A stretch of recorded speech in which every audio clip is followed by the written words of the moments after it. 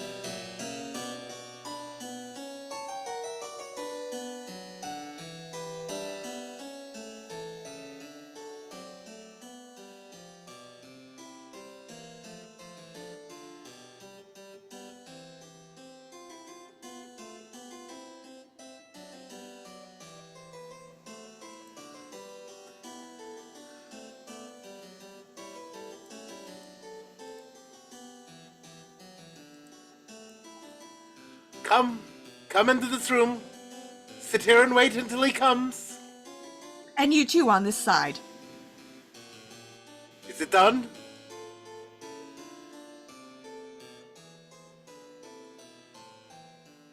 Yes. Is it done? Let's see. This is good. Is it something new? Yes. It's a melody for a serenade that I set him to composing here while waiting for our man to awake. May I see it? You'll hear it with the dialogue when he comes. It won't be long. Our work, using yours and mine, is not trivial at present. This is true. We found here such a man as we both need. This is a nice source of income for us. This Monsieur Jourdain, with the visions of nobility and gallantry that he has gotten into his head. You and I should hope that everyone resembled him. Not entirely. I wish that he understood better the things that we give him. It's true that he understands them poorly, but he pays well, and that's what our art needs now more than anything else. As for me, I admit, I feed a little on glory. Applause touches me, and I hold that, in all the fine arts, it is painful to produce for dolts, to endure the barbarous opinions of a fool about my choreography. It is a pleasure, don't tell me otherwise, to work for people who can appreciate the fine points of an art, who know how to give a sweet reception to the beauties of a work, and by pleasurable approbations gratify us for our labor. Yes, the most agreeable recompense we can receive to the things we do is to see them recognized and flattered by an applause that honors us. There is nothing, in my opinion, that pays us better for all our fatigue, and it is an exquisite delight to receive the praises of the well-informed. I agree, and I enjoy them as you do.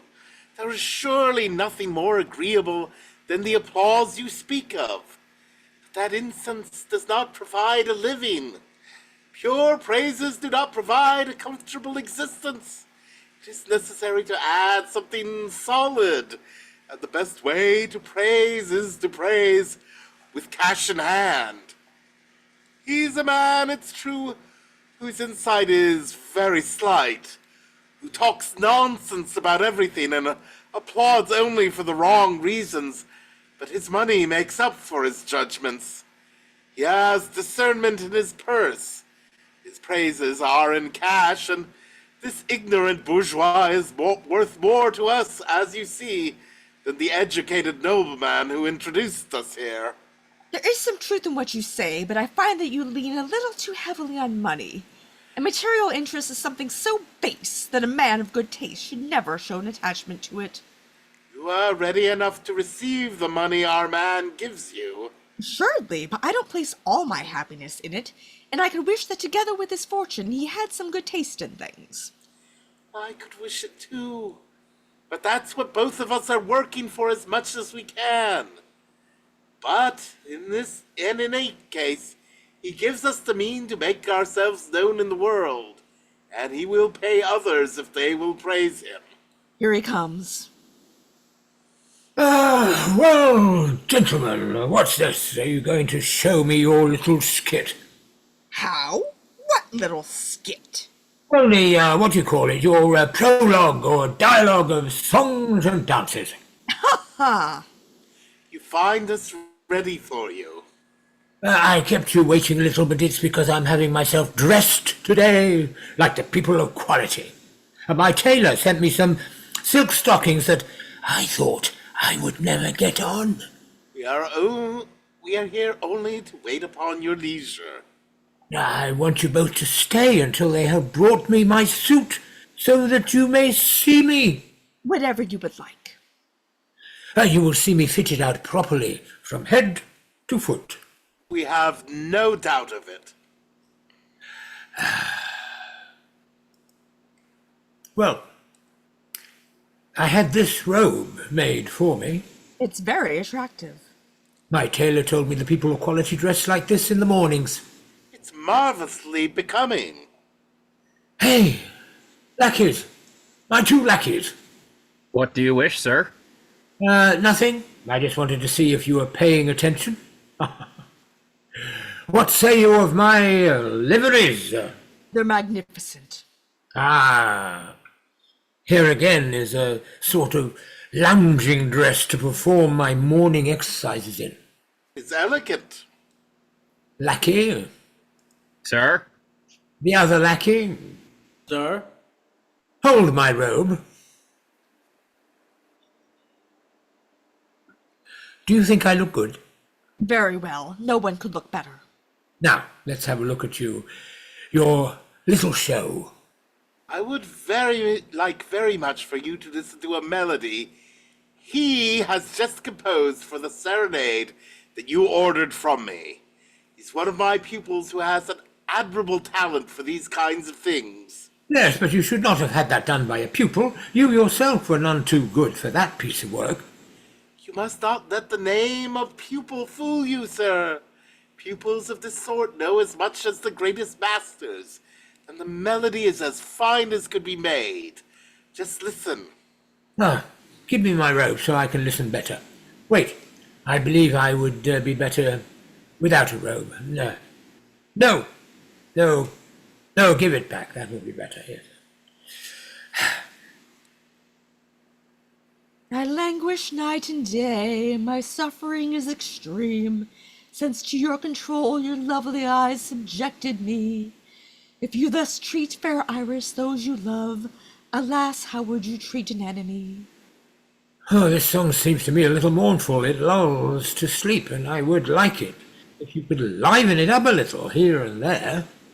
It is necessary, sir, that the tune be suited to the words.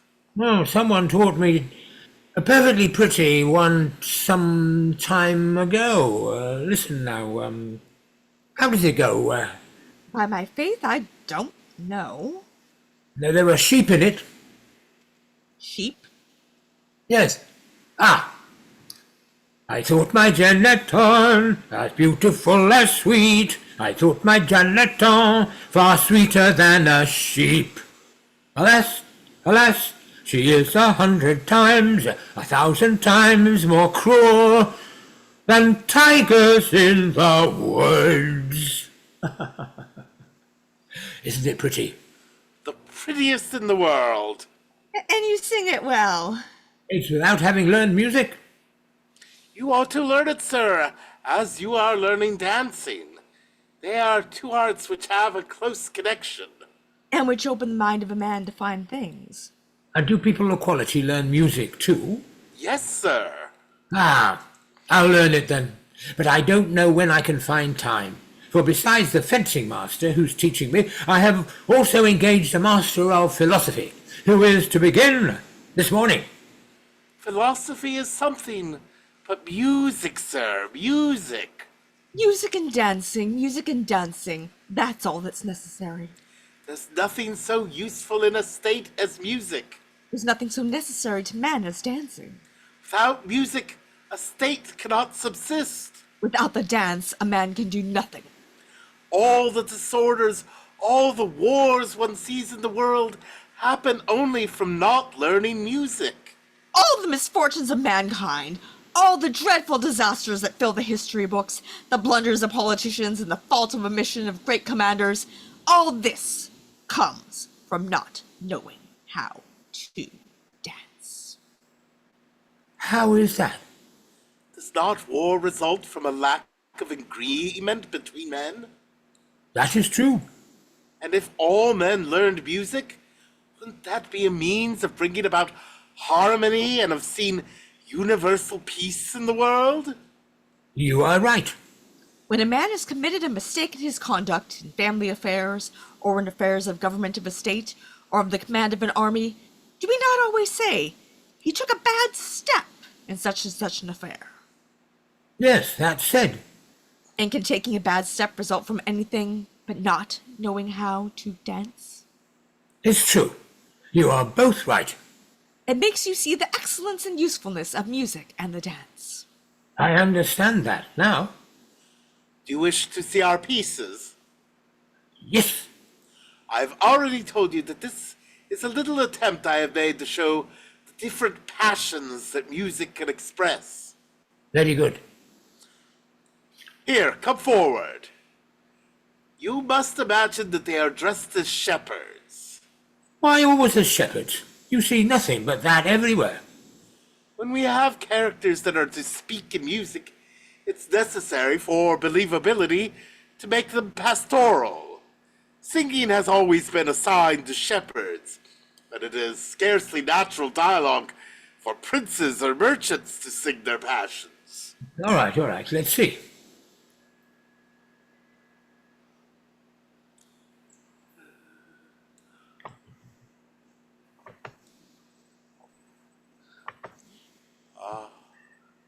A heart under the domination of love is always with 1,000 cares oppressed.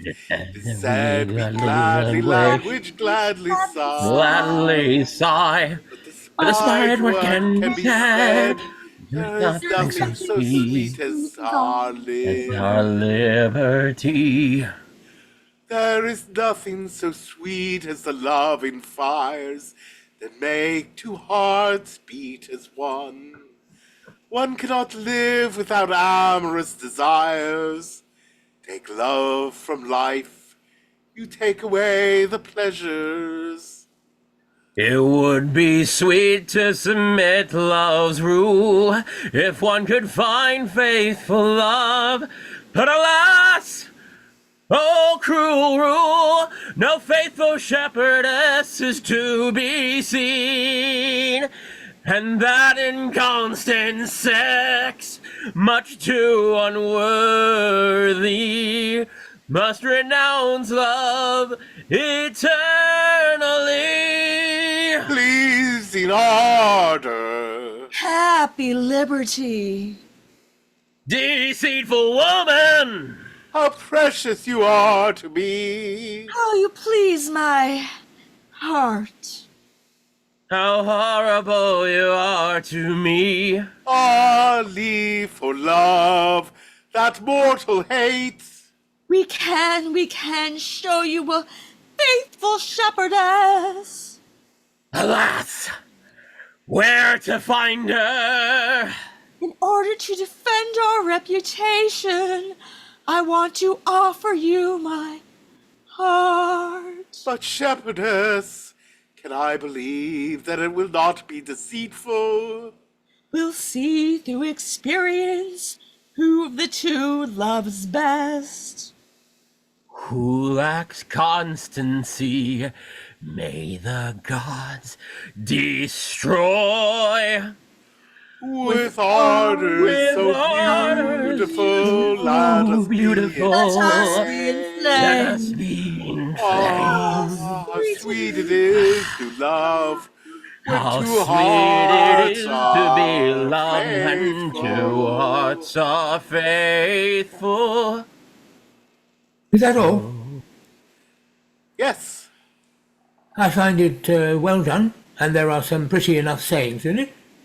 Here, for my presentation, is a little display of the loveliest movements and the most beautiful attitudes for which a dance can possibly be varied.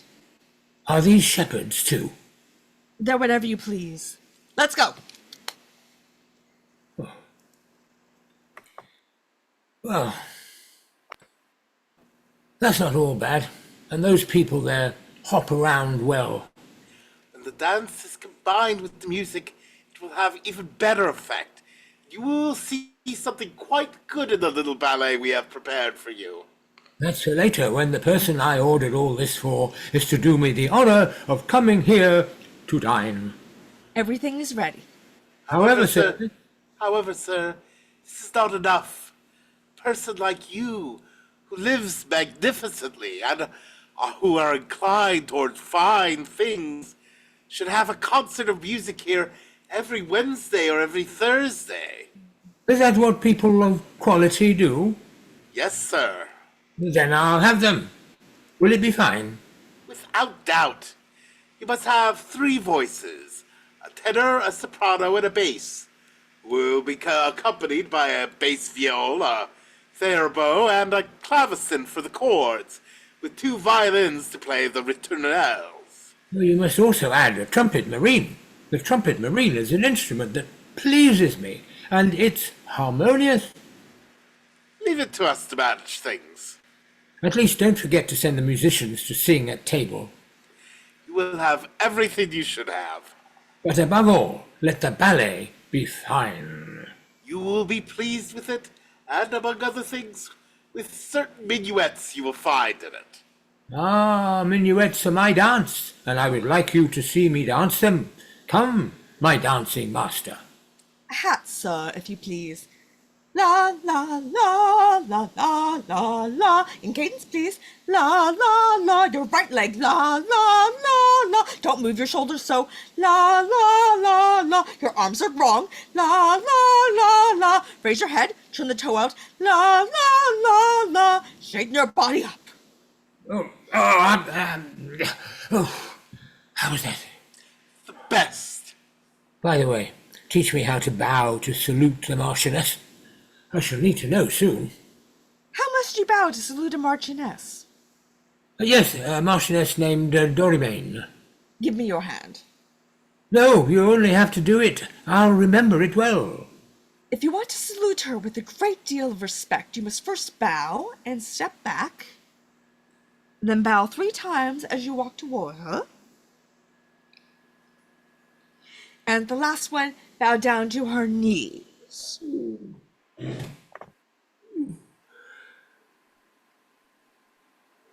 Do it, son. Good. Sir, your fencing master is here. Tell him to come here for my lesson. I want you to see me perform.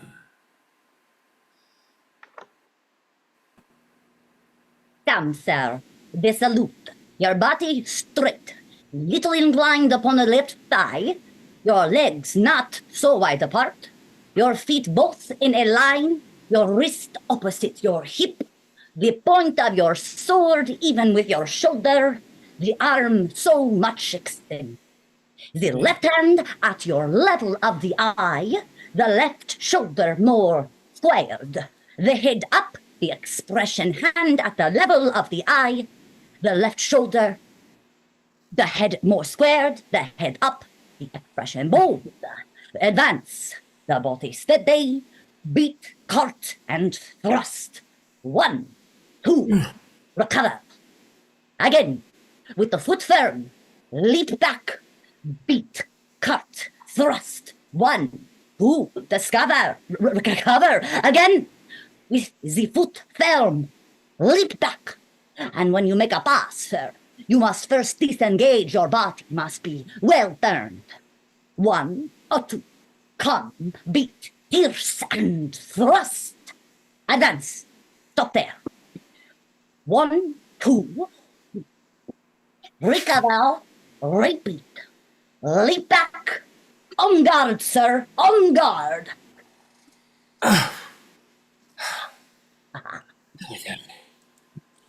You did marvelously. As I have told you, the entire secret of fencing lies in 2 things: to give and to receive. And as I demonstrated to you the other day, it is impossible for you to receive if you know how to turn your opponent's sword from the line of your body. This depends solely on a slight movement of the wrist, either inward or out. In this way, then, a man without courage is sure to kill his man and not be killed himself. Without a doubt. Didn't you see their demonstration? Oh, yes. And thus you have seen how men like me should be considered by the state, and how the science of fencing is more important than all other useless sciences, such as dancing and music. Careful there, Monsieur Swordsman. Speak of the dance only with respect. I beg you to speak better of the excellence of music. You are amusing fellows to want to compare your sciences with mine. See the self-importance of the man. Oh, my little dancing master, I'll make you dance as you ought. And you, my little musician, I'll make you sing in a pretty way. Monsieur Clanger of Iron, I'll teach you your trade. Are you crazy to quarrel with him who knows tierce and quart and who can kill a man by demonstration? I disdain his demonstrations, and his tierce, and his quart. Careful, I tell you. What? You little impertinent! Oh, my fencing master! What, you big workhorse? Oh, my dancing master! If I throw myself on you... Careful. If I get my hands on you... Be nice. I'll go over with Whitaker in such a way! Let's see. I'll give you a beating such as... I beg of you. Let us teach him a little how to talk. Oh, Lord, stop!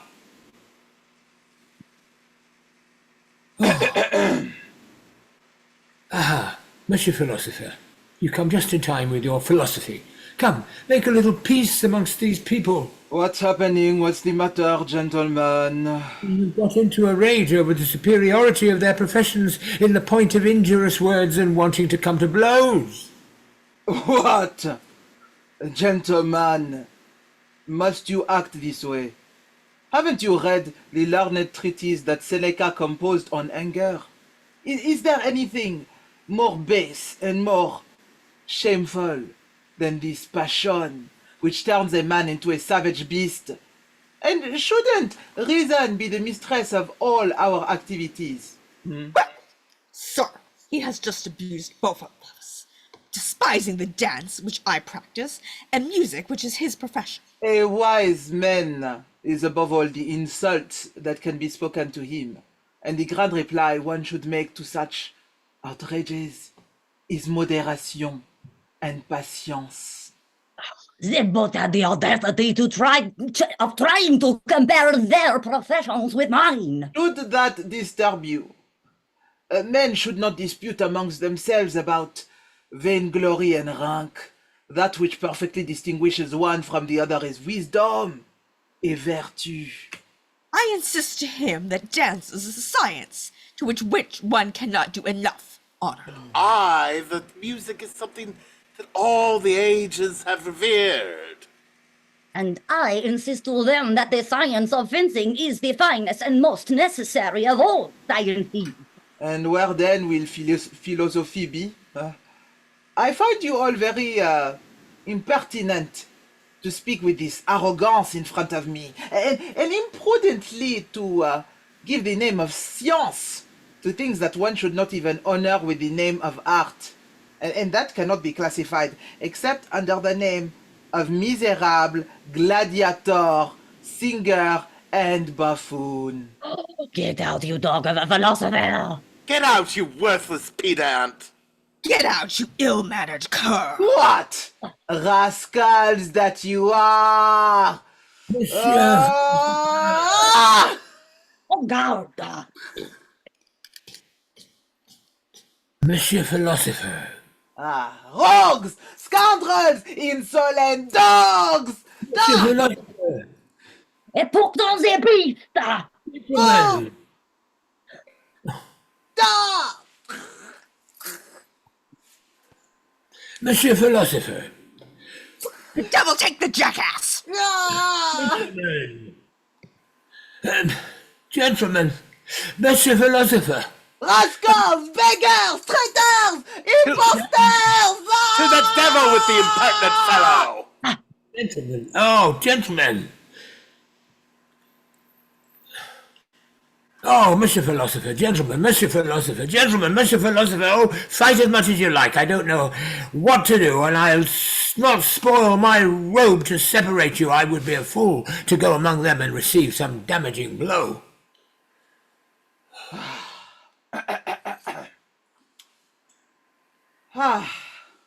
Now, to our lesson. Oh, sir, I am distressed by the blows they gave you. It's nothing. A philosopher knows how to take these things, and I'll compose a satire against them in the style of Juvenal, which will fix them nicely. Let it be. What would you like to learn? Well, everything I can, for I have every desire in the world to be educated, and I am furious that my father and mother did not make me study all the sciences when I was young. Oh, this is a reasonable sentiment. Nam sine doctrina vita est quasi mortis imago. You understand that, and you doubtless know Latin? Yes, but act as if I did not know it. Tell me what it says. It says that without science, life is almost an image of death. That Latin is right. Don't you know some principles, some basics of the science? Oh yes, I can read and write. Where would it please you for us to begin? Would you like me to teach you logic? What is this logic? It is that which teaches the three operations of the mind. What are these three operations of the mind? The first, the second, and the third. The first is to conceive well by means of the universals. The second is to judge well by means of the categories. And the third, the third is to draw well a conclusion by means of figures. Barbara, Célarent, Dairy, Ferriot, Baralipton, etc. Words are too ugly. Oh! This logic doesn't suit me at all. Let's learn something that's prettier. Would you like to learn morality? Morality. Yes! What does it say, this morality? The traits of happiness teaches men to moderate their passion and... Oh, let's leave that. I'm as choleric as all the devils, and there's no morality that sticks. I want to be as full of anger as I want whenever I like. Would you like to learn physics? What's it about, this physics? Physics explains the principles of natural things and the properties of the material world. It discourses on the nature of the elements, of metals, minerals, of stones, of plants, and animals, and teaches the causes of all the meteors, the rainbow, the wheel of the wisps, the comets, lightning, thunder, thunderbolts, rain, snow, hail, winds, and whirlwinds. Oh, there's too much commotion in it, too much confusion. Then what do you want me to teach you? Teach me how to spell. Very gladly. Oh, Afterwards, you may teach me about the almanac. I know when there is a moon and when not. so be it. Okay, following your thought and treating this matter as a philosopher, it is necessary to begin according to the order of things, by an exact knowledge of the nature of letters and the different ways of pronouncing them all. And thereupon, I must tell you, letters are divided into vowels, called vowels, because they express la voix, the voice, and into consonants because they sound with the vowels and only mark the diverse articulation of the voice, la voix. There are 5 vowels or voices. A, E, I, O, U. A, E, I, O, U. I understand all that. The vowel A is formed by opening the mouth widely, ah. Its vowels are to begin the sounds used in vocalizing. Ah, I, E, O, ah, ah, ah, ah, ah, Yes. E, O, U, U. Ah. Yes. The vowel E, is formed by approaching the lower jaw to the upper. A, Ah. That's my faith, yes. How fine. and the vowel E or I in English, whatever, by bringing the jaws still nearer into each other and stretching the two corners of the mouth towards the ears. A, E. E! That's true. Long live science. Ah oui! Bon, the vowel O is formed by opening the jaws and drawing together the two corners of the lips, upper and lower. O. Oh. There is nothing to it. Ah, E, ah, oh, ooh, ah, E, ah, oh. That's admirable. E, oh. The opening of the mouth happens to make a little circle, which represents an O. Oh, you're right. What a fine thing it is to know something. The vowel U. U is formed by bringing the teeth nearly together without completely joining them and thrusting the two lips outward, also bringing them nearly together without completely joining them. U. There's nothing to it. Oh, your two lips thrust out as if you are making a face, whence it results that if you want to make a face at someone and mock him, you have only to say to him, That's true. Why didn't I study sooner in order to know that? Tomorrow, we shall look at the other letters, which are the consonants. These other things as curious about them as about these. Without a doubt, the consonant D, for example, is pronounced by clapping the tongue above the upper teeth. D. D. Yes, what fine things. Fine.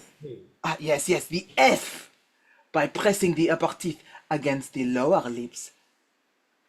F. That's it.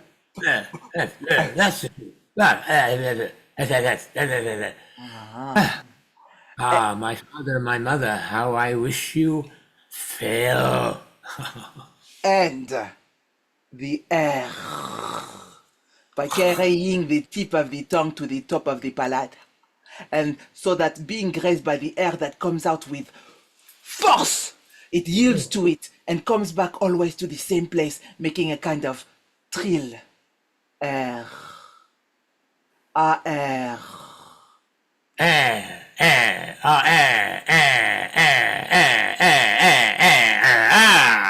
That's true. What a clever woman you are, and how I have lost time. Okay, I'll explain to you all these strange things to their very depths. Please do. But now I must confide in you. I am in love with a lady of great quality. Quoi? And I wish that you would help me write something to her in a little note that I will let fall at her feet. Very well. That will be gallant, yes? Without a doubt. Is it verse that you wish to write her? No verse. Do you want only prose? No, I don't want either prose or verse. No. It must be one or the other, huh? Why? Because, sir, there is no other way to express oneself than with prose or verse. There is nothing but prose or verse? No, sir. Everything that is not a prose is verse, and everything that is not a verse is prose. And when one speaks, what is that then? Prose. What, when I say, Nicole, bring me my slippers and give me my nightcap? That's prose? Yes, sir. By my faith, for more than 40 years I've been speaking prose without knowing anything about it, and I am much obliged to you for having taught me that. I would like then to put into a note to her, beautiful Marchioness, your lovely eyes make me die of love. But I want that put in a gallant manner and be nicely turned. Put it that the fires of her eyes reduce your heart to cinders, that you suffer night and day for her, the torments of a... Oh, no, I want none of that. I only want you to say, beautiful Marchioness, your lovely eyes make me die of love. The thing requires a little lengthening. No, I tell you, I want only those words in the note, but turned stylishly, well arranged, as is necessary. Please tell me, just to see, the diverse ways they could be put. One could put them, first of all, as you said them, beautiful Marchioness, your lovely eyes make me die of love. Or else, of love, to die make me, beautiful Marchioness, your beautiful eyes. Or else, your lovely eyes of love make me, beautiful Marchioness, die! Oh, or else, die, your lovely eyes, beautiful Marchioness of love make me... Or else, me make your lovely eyes die, beautiful Marchioness of love! But of all those ways, which is the best? The way you said it, beautiful Marchioness, your lovely eyes make me die of love. I never studied, and yet I made the whole thing up at the first try. I thank you with all my heart, and I ask you to come again tomorrow early. I shall not fail to do so. What? Hasn't my suit come yet? No, sir.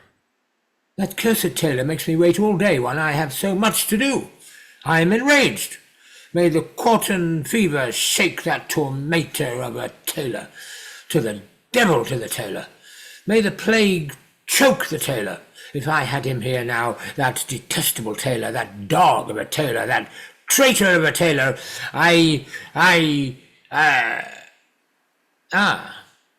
you're here. I was getting into a rage against you. I could not come sooner, and I put 20 men to work on your suit. You sent me some silk hose so small that I had all the difficulty of the world putting them on, and already there are 2 broken stitches.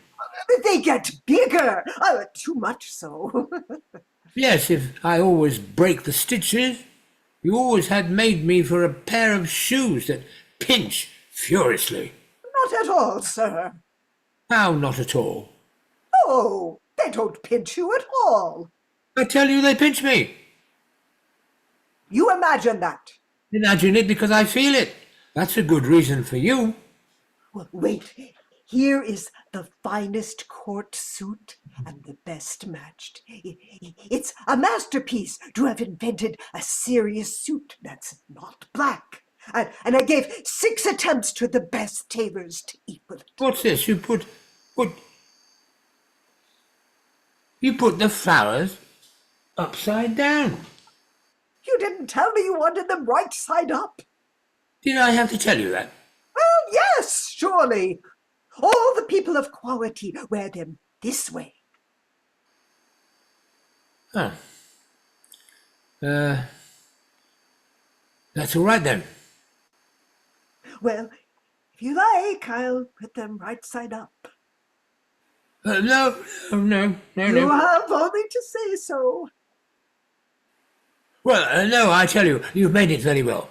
Do you think the suit is going to look good on me? Oh, without a question. I defy a painter with his brush to do anything that would fit you better. I have a worker in my place who is the greatest genius in the world at mounting a Rhine grave, and another who is the hero of the age at assembling a doublet. The peruke and the plumes. Are they correct? Everything's good. Mr. Taylor, here's the material from the last suit you made for me. I know it well. Oh, well, you see, the material seemed so fine that I wanted a suit made of it myself. Yes, but you should not have cut it out of mine. Do you want to put on your suit? Yes, give it to me. Wait, that's not the way it is done. I've brought men to dress you in a cadence. These kinds of suits are put on with ceremony. Hey there, come in you! Put this suit on the gentleman the way you do with people of quality. Oh. My dear gentlemen, please give to the apprentices a small tip.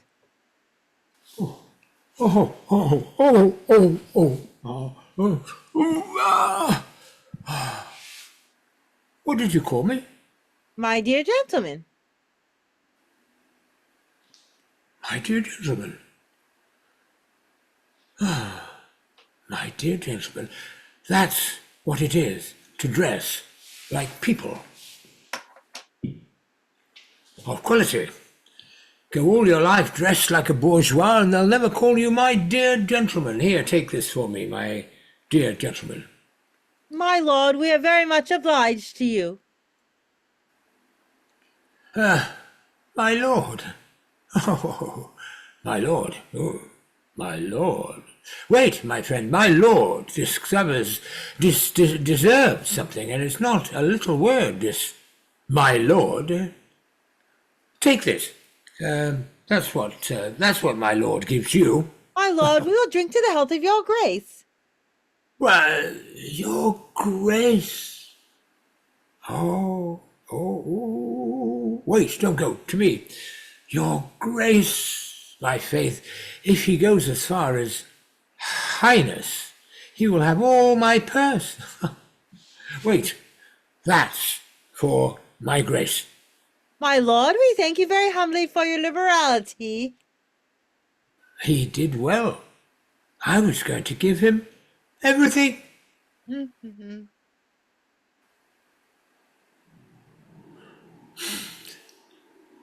Follow me. I'm going to show off my clothes a little around town. And above all, both of you take care to walk close at my heels so people can say you are with me. Yes, sir. Yes, sir. Call Nicole for me so I can give her some orders. Oh, don't bother, there she is. Nicole, Yes, sir. listen.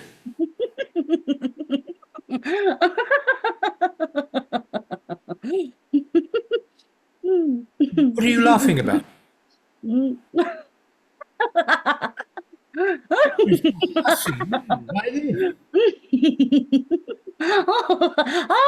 How you are got up.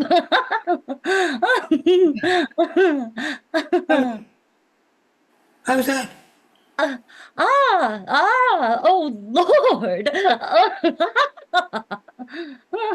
What kind of little baggage is this? Are you mocking me? Oh, certainly not, sir. I should be very sorry to do so. I'll give you a smack on the nose if you go on laughing. Sir, I'm sorry. I can't help it. Are you not going to stop?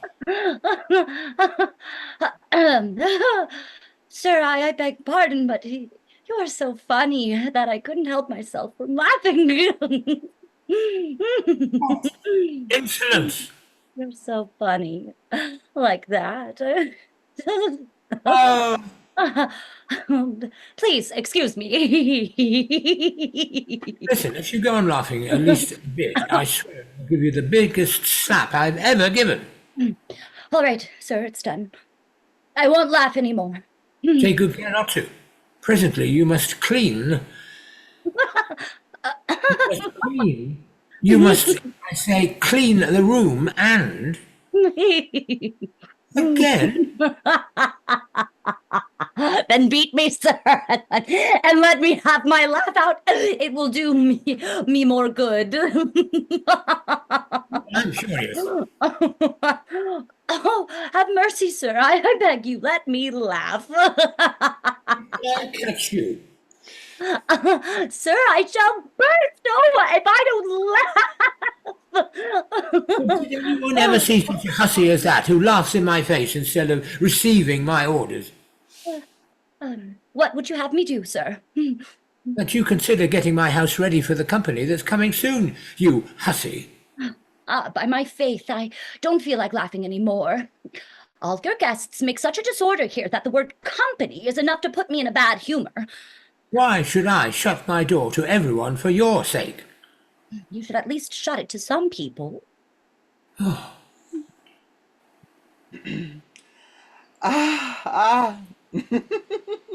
Here's a new story. What's this? What's this? Husband, this outfit you have on there. Don't you care what people think of you when you're got up like that?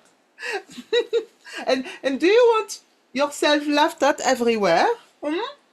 None but fools and dolts will laugh at me, wife. Oh, truly, they haven't waited until now. Your antics have long given a laugh to everyone. Who's everyone, if you please? Everyone is everyone who is right and who is wiser than you. For my part, I am scandalized at the life you lead. I no longer recognize our house. One would say it's the beginning of Carnival here every day, and beginning early in the morning, so it won't be forgotten. One hears nothing but the racket of fiddles and singers, which disturbs the whole neighborhood. Nicole? Nicole, où es-tu? Ah, te voilà. Madame, she speaks well. I'll never be able to get my housework done properly with that gang you have come here. They have feet that hunt for mud in every part of the town to bring it here. Oh, and poor Francoise, Francois almost has her teeth on the floor scrubbing the boards that your fine masters come to dirty up every day. What, our servant Nicole? You have quite a tongue for a peasant. Nicole is right, and she has more sense than you. I'd like to know what you think you're going to do with a dancing master at your age. And with a hulking, fencing master who comes stamping his feet, shaking the whole house, and tearing up all the floorboards in the drawing room. Be quiet, both servant and wife. Is it that you're learning to dance for the time when you'll have no legs to dance on? Do you want to kill someone? Quiet. You are ignorant women, both of you, and you don't know the advantages of all this. Oh, you should instead be thinking of marrying off your daughter, which is of an age to be provided for. I think of marrying off my daughter when a suitable match comes along, and I also want to learn about fine things. I heard said, Madame, that today he took a philosophy master to thicken the soup. I wish to have wit and to reason about things with decent people. Oh, don't you intend one of these days to go to school and have yourself whipped at your age? Why not? To God, I will whip this minute in front of everyone. If I only knew what they learn at school. Yes, my faith. That would get you into better shape. Without doubt. All this is very important to the management of your house. Assuredly. You both talk like beasts, and I'm ashamed of your ignorance. For example, do you know what you were speaking just now? Mais oui, yes. I know that what I'm saying is well said, and that you ought to be considering living in another way. I'm not talking about that. I'm asking if you know what these words are that you are saying They here. are words that are very sensible, and your conduct is scarcely so. I'm not talking about that, I tell you. I'm asking you, what is it that I'm speaking to you at this minute? What is it? Nonsense! No, that's not it. What is it we are both saying? What language is it that we are speaking right now? Well, What is it called? It's called whatever you want. It's prose, you ignorant creature. Prose! Yes, prose. Everything prose that is not verse, and everything that is not verse is prose. There, that is what it is to study. And you, do you know what you must say to do? You say, you, What? say in order to see. Oh, well, ooh. What do you do? I say you? Ooh? Yes, but when you say what do you do? I do what you tell me to. Oh, how strange it is to have to deal with morons.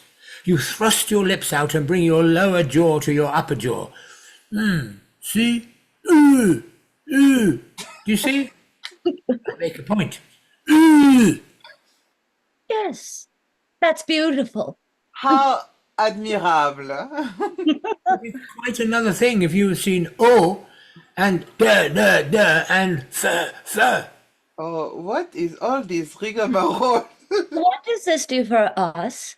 Well, it enrages me when I see these ignorant women. Go! You ought to send all those people packing with their foolishness. And above all, that great gawk of a fencing master who ruins all my work with dust. Oh, This fencing master seems to get under your skin. I'll soon show you how impertinent you are. Bring the foils. There. Demonstration. The line of body. When your opponent thrusts in quarte, you need only do this. And when they thrust in tierce, you need only do this. That is the way never to be killed. And isn't it fine to be assured of what one does when fighting against someone? There. Thrust at me a little to see. Well, then what? Okay.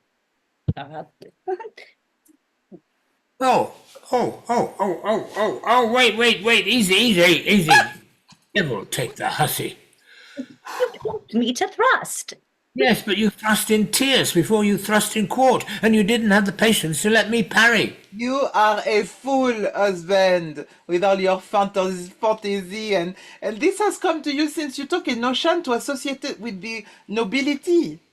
Well, when I associate with the nobility, I show my good judgment, and that's better than associating with your shopkeepers. Oh, yes, truly, there's a great deal to gain by consorting with your nobles, and you did so well with your fine count. You were so taken with.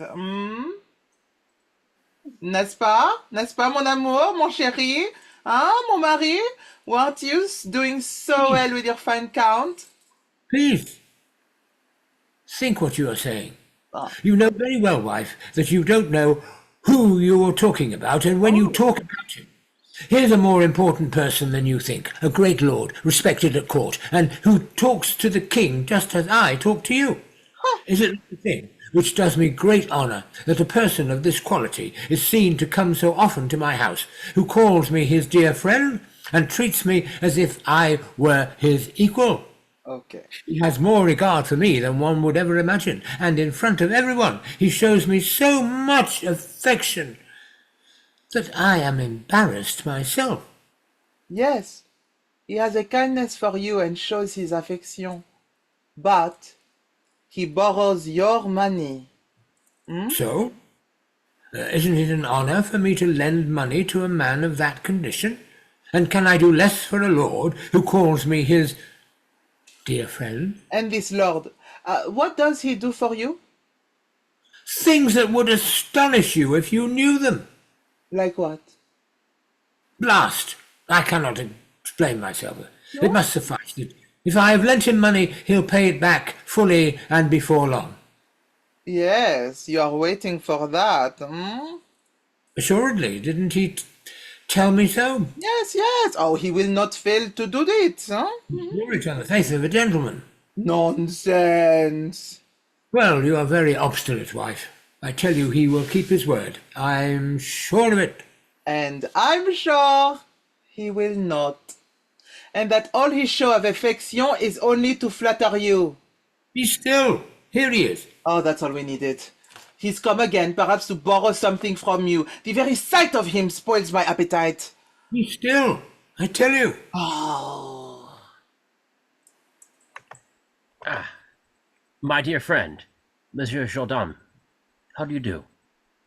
Very well, sir, to render you my small services. And Madame Jourdain there, how is she? Madame Jourdain is as well as she can be. Well, Monsieur Jourdain, you are excellently well dressed. Well, indeed. You have a fine air in that suit. We have no young men at court who are better made than you. Well. Oh, he scratches him where it itches. Turn around. It's positively elegant. Yes, as big a fool behind as in front. My fate, Monsieur Jourdain. I was strangely impatient to see you. You are the man in the world I esteem most, and I was speaking of you again this morning in the bedchamber of the king. You do me great honor, sir. In the king's bedchamber. Come, put on. Ah, sir, I know the respect I owe you. Heavens, put on your hat. I pray you, no ceremony between us. Yeah. Put it on, I tell you, Monsieur Jourdain. You are my friend. Sir, I am your humble servant. I won't be covered if you won't. Oh, where did my hat go? Oh.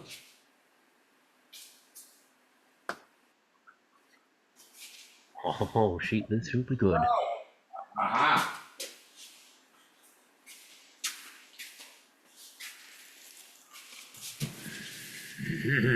Hey! I would rather be uncivil than troublesome. I am in your debt, as you know. Yes, Well, we know it all too well.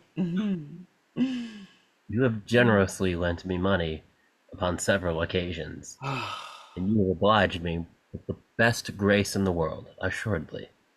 Sir, you jest with me.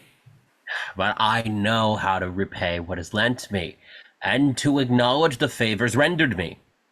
I have no doubt of it, sir. I want to settle this matter with you, and I came here to make up our accounts together. There, wife. You see your impertinence. I am a man who likes to repay debts as soon as I can. Ah, I told you so. Let's see, how much do I owe you? There you are with your ridiculous suspicions. Do you remember well all the money you have lent me? Well, I believe so. I made a little note of it. Here it is. Once you were given 200 louis d'or. That's true. Another time, 60. Yes. And another time, 140. You're right. Yes, and these three items make 460 louis d'or, which comes to 5,060 livres. The account is quite right. 5,060 livres. 1,832 livres to your plume maker. Exactly. 2,780 livres to your tailor. It's true. 4,379 livres, 12 sols, 8 deniers to your tradesman. Quite right. 12 souls, 8 deniers. The account is exact. And 1,748 livres, 7 sols, 4 deniers to your saddler. All that is true. What does that come to? Sum total 15,800 livres. The sum total is exact. 15,800 livres. To which add 200 pistoles that you were going to give me, which will make it exactly 18,000 francs, which I shall pay you at the first opportunity. Well, didn't I predict it? Will that inconvenience you to give me the amount I say? Oh, no. Oh, that man is making a milk cow out of you! Be quiet. If that inconveniences you, I will seek it somewhere else. No, sir. He will not be content until he's ruined you! Quiet, I tell you. You have only to tell me if that embarrasses you. Not at all, sir. Oh, he's a real whittler. Hush. He'll drain you to the last sou! You be quiet. I have a number of people who would gladly lend it to me, but since you are my best friend, I believed I might do you wrong if I asked someone else for it. It's too great an honor, sir, that you do me. I'll go get it for you. What? You're going to give it to him again? What can I do? Do you want me to refuse a man of this station who spoke about me this morning in the king's bedchamber? Oh, go on, you're a true dupe.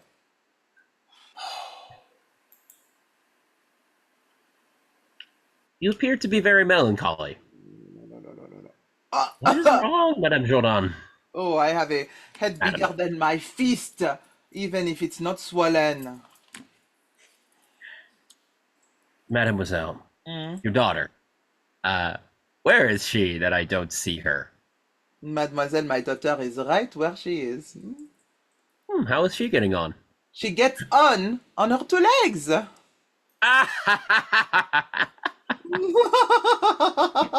Oui.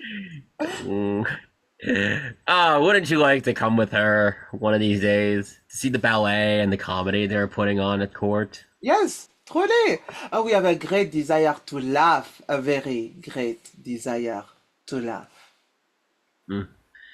I think, Madame Jourdain, that you must have had many admirers in your youth. Beautiful and good-humored as you were. By Our Lady, sir, is Madame Jourdain decrepit? And does her dead, or her head rather, already shake with palsy? Ah, my faith, Madame Jourdain. I beg pardon. Oh. I did not remember that you were young. Ah. I am often distracted. Pray, excuse my impertinence. Oh mon Dieu. There are 200 louis d'or. I assure you, Monsieur Jourdain, that I am completely yours and that I am eager to render you a service at court. I am much obliged to you. If Madame Jourdain desires to see the royal entertainment, I will have the best places in the ballroom given to her. Madame Jourdain kisses your hands, but declines.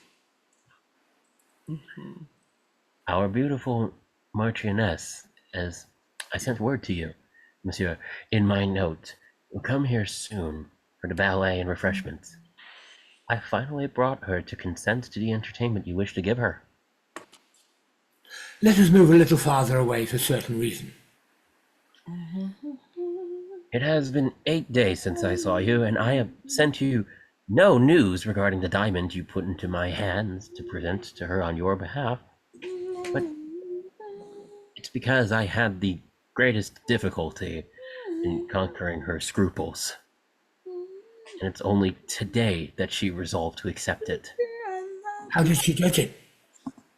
Marvelous. And I am greatly deceived if the beauty of that diamond does not produce for you an admirable effect on her spirit. Would to heaven!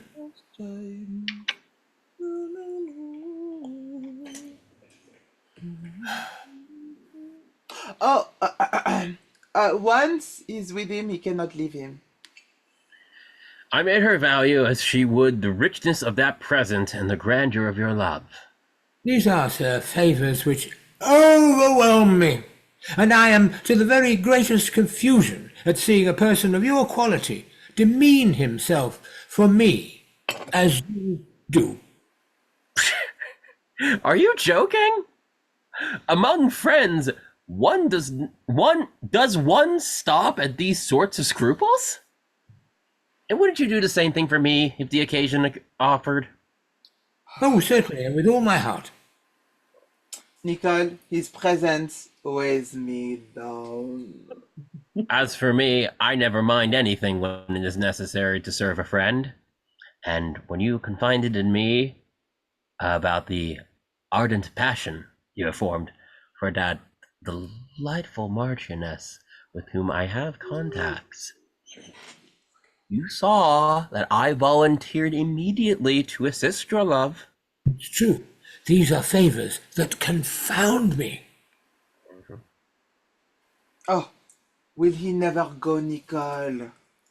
They enjoy being together. You took the right tack to touch her heart. Women love, above all, the expenses we go to for them.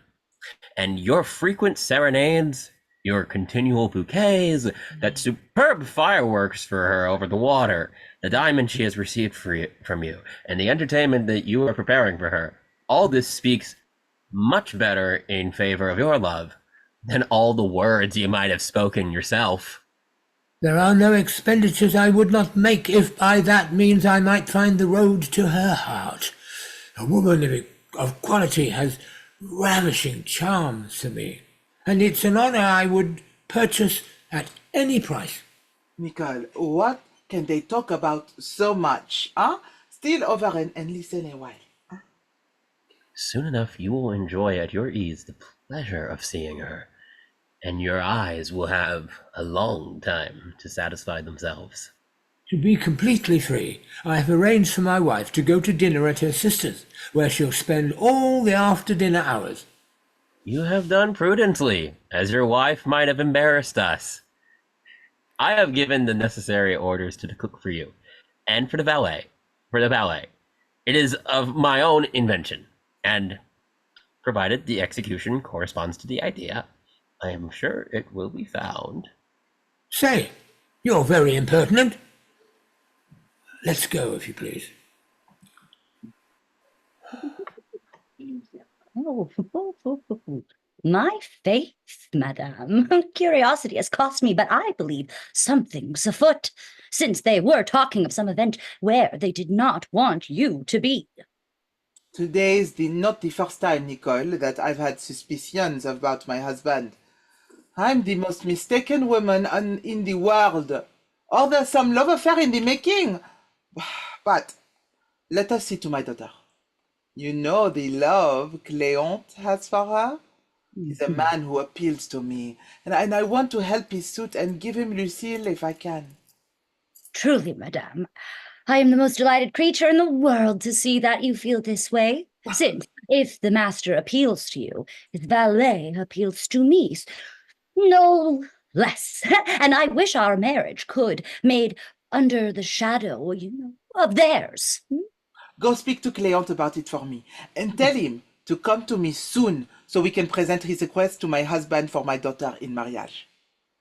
I hasten, madame, with joy, for I could not receive a more agreeable commission. I shall, I think, make them very happy.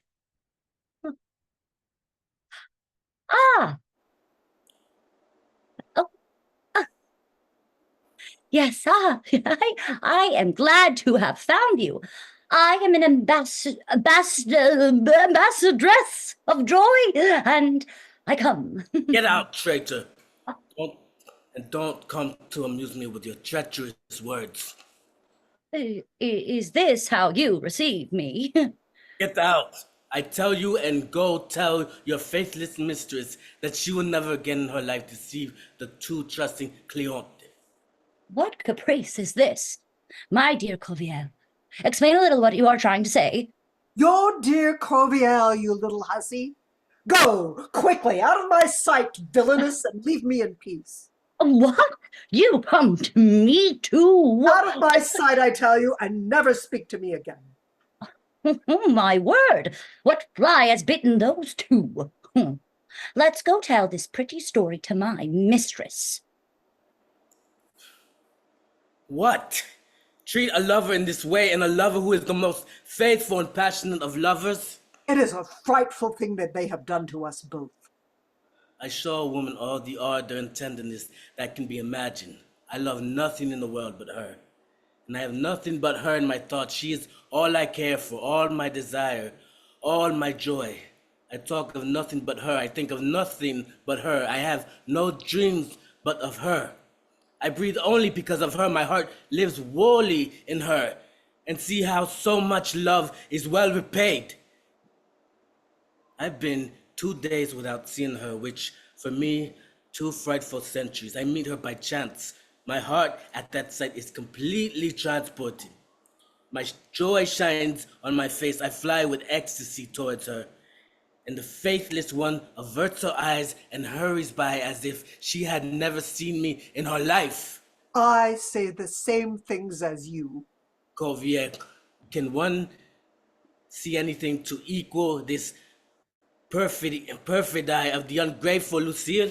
And that, monsieur, of the treacherous Nicole.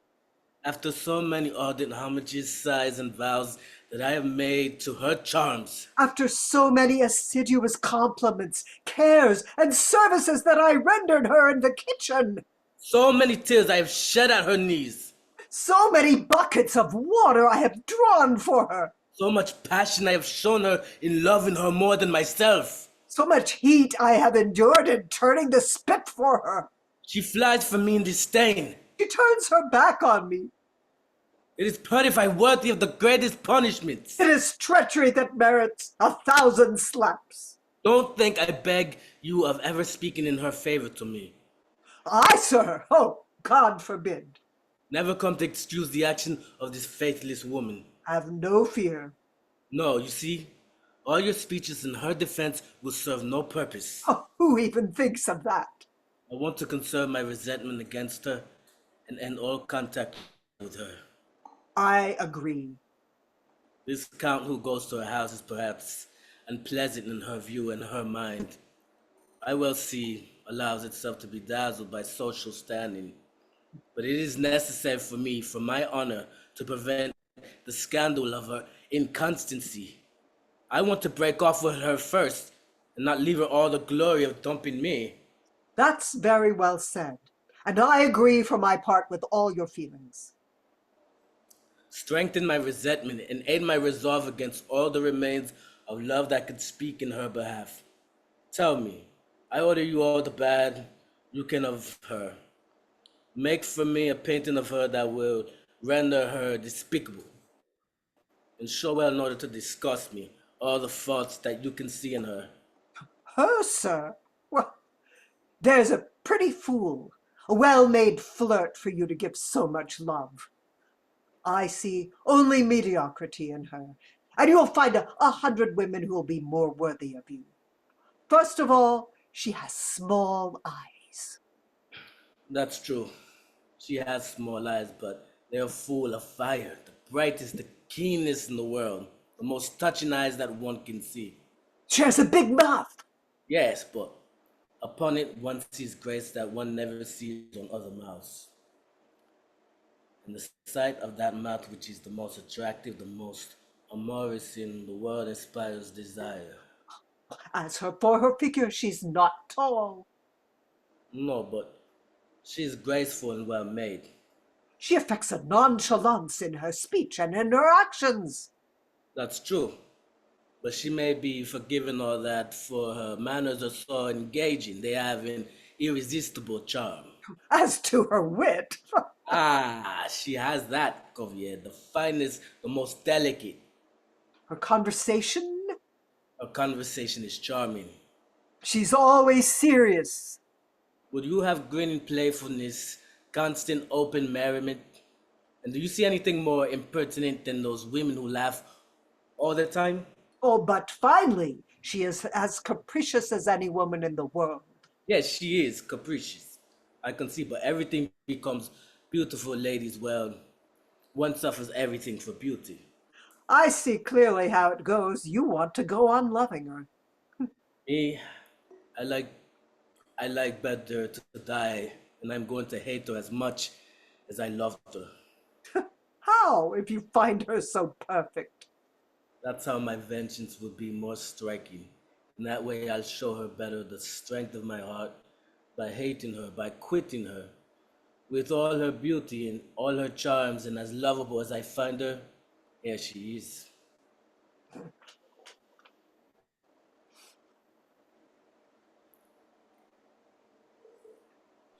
For my part, I was completely shocked at it. It can only be Nicole, what I told you. But there he is. I don't even want to speak to her. I'll imitate you. What's the matter, Cléante? What's wrong with you? What's the matter with you, COVIELLE? What grief possesses you? What bad humor holds you? Are you moved, Cléante? Have you lost your voice, COVIELLE? Is this not villainous? Judas! I clearly see that our recent meeting has troubled you. She sees what she's done. Our greeting this morning has annoyed you. She has guessed the problem. Isn't it true, Cléante, that this is the cause of your resentment? Yes, perfidious one. It is since I must speak, and I must tell you that shall not triumph in your faithfulness as you think. I want to be the first to break with you, and you won't have the advantage of driving me away. I will have difficulty in conquering the love I have for you. It will cause me pain, I will suffer for a while, but I'll come through it. And I would rather stab myself to the heart than have the weakness to return to you. Me too. What an uproar over nothing. I want to tell you, Cléante, what made me avoid joining you this morning. No, I don't want to listen to anything. I want to tell you what made us pass so quickly. I don't want to hear anything. Know that this morning... No, I tell you. Learn that... No, traitor. Listen. I won't listen. Let me speak. I'm deaf. Cléante. No. COVIELLE. I won't listen. Stop. Gibberish. Listen to me. Rubbish. One moment. Never. A little patience. Not interested. 2 words. No, you've had them. One word. No more talking. All right. Since you don't want to listen to me, think what you like and do what you want. If you act like that, make whatever you like of it all. Let us know the reason then for such a fine reception. It no longer pleases me to stay. Well, let us know something of your story. I myself no longer want to tell you. Tell me. No, I don't want to say anything. Tell it. No, I'll tell nothing. For pity. No, I say. Have mercy. Not so, it's just no use. I beg you. Leave me. I plead with you. Get out of here. Lucille. No. Nicole, Never. In the name of God. I don't want to. talk to me. Definitely not. Clear up my doubts. No, I'll do nothing. Relieve Leave my my mind. Relieve No. my mind. I don't care to. All right. All right. Since you are so little concerned to take me out of my pain and to justify yourself for the shameful treatment you gave to my passion, you're seeing me ingrate for the last time, and I'm going far from you to die of sorrow and love. And I will follow in his steps. Cléante. COVIELLE. What? Yes, Where are you going? Where I told you. we're going to die. You're going to die, Cléante. Yes, cruel one, since you wish it. Me? I wish you to die? Yes, you wish it. So much that. Is it not wishing it when you don't wish to clear up my suspicions? Is it my fault? And if you had wished to listen to me, would I not have told you that the incident you complain of was caused this morning by the presence of an old aunt who insists that the mere approach of a man dishonors a woman? An aunt who constantly delivers sermons to us on this text and tells us that all men are like devils we must flee. There's the key to the entire affair. Are you sure you're not deceiving me, Lucille? Aren't you making this up?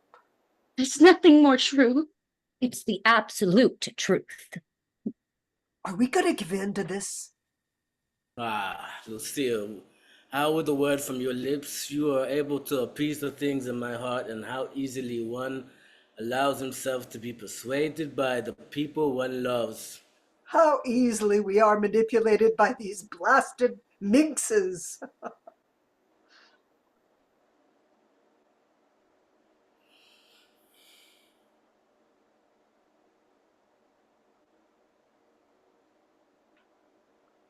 Madame Jourdain, you are expected in the room.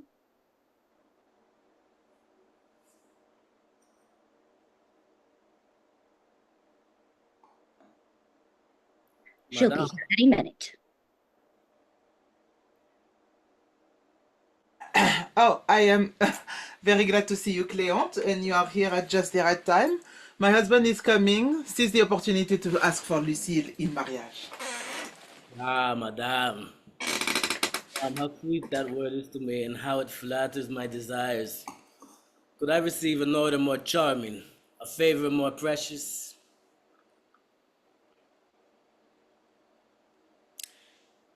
Sir, I did not want to use anyone to make a request of you that I have long considered. It affects me enough for me to take charge of it myself, and without further ado, I will say to you that the honor of being your son-in-law is a glorious favor that I beg you to grant me. Well, before giving you a reply, sir, I beg to ask if you are a gentleman. Sir, most people don't hesitate much over this question. They use the word carelessly. They take the name without scruple, and the usage of today seems to validate the theft.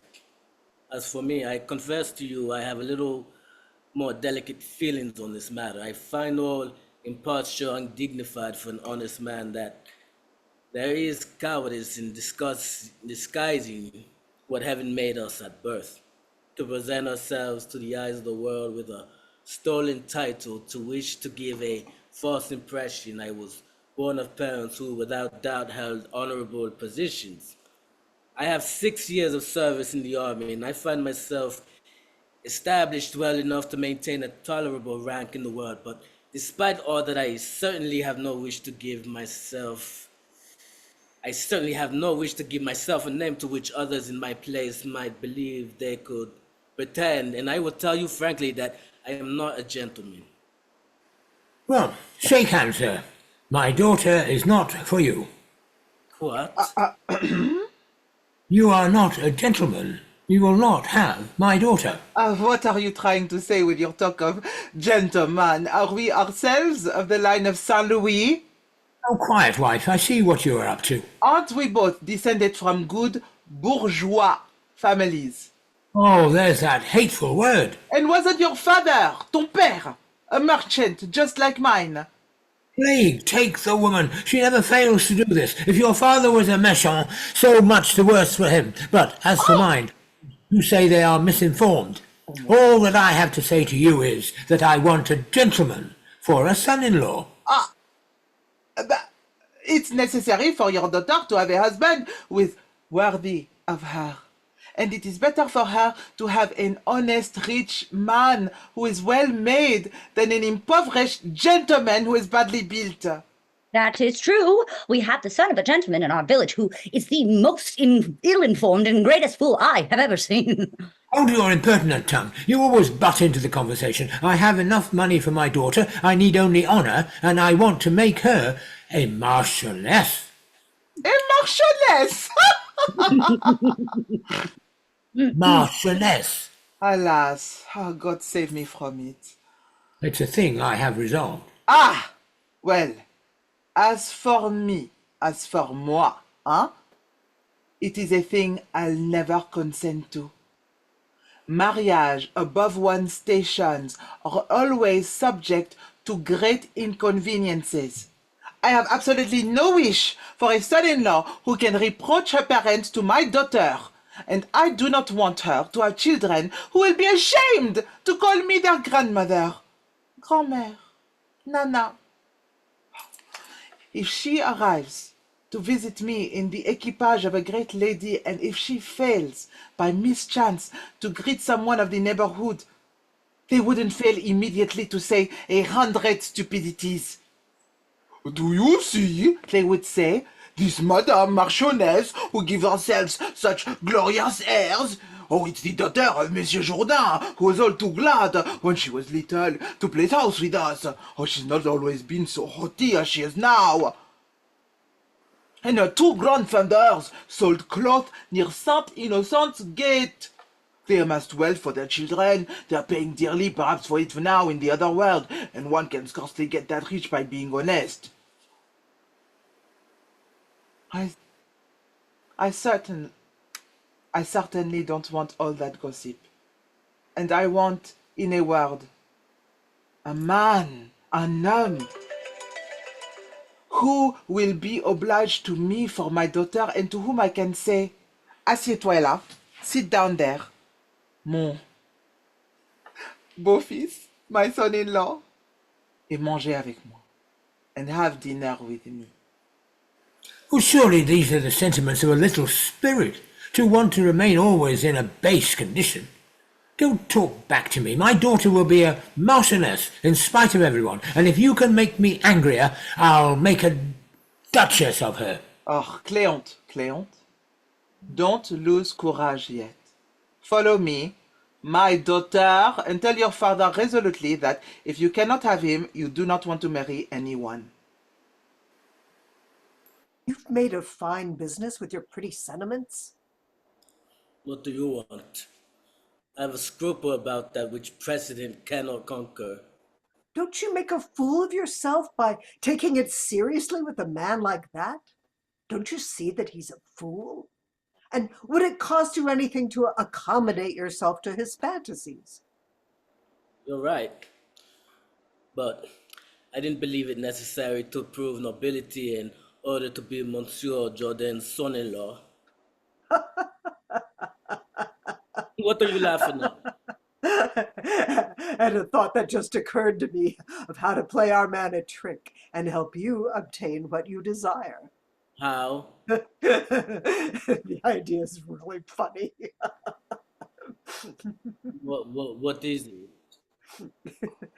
A short time ago, there was a certain masquerade which fits here better than anything, and that I intend to make part of a prank. I want to play on our fool. It all seems a little phony, but with him, one can try anything. There's hardly any reason to be subtle, and he is the man to play his role marvelously and to swallow easily any fabrication we want to tell him. I have the actors, I have the costumes ready. Just leave it to me.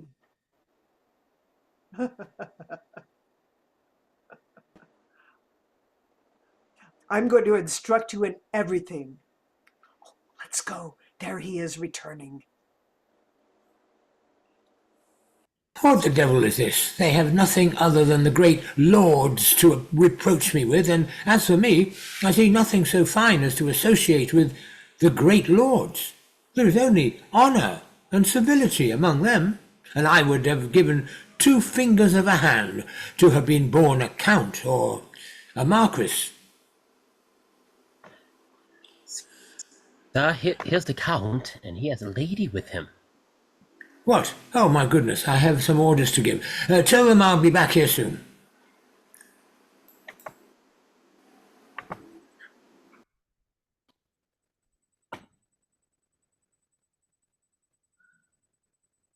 Monsieur says that he'll be here very soon. Oh, that's fine. I don't know, Dorante. I feel strange allowing you to bring me to this house where I know no one.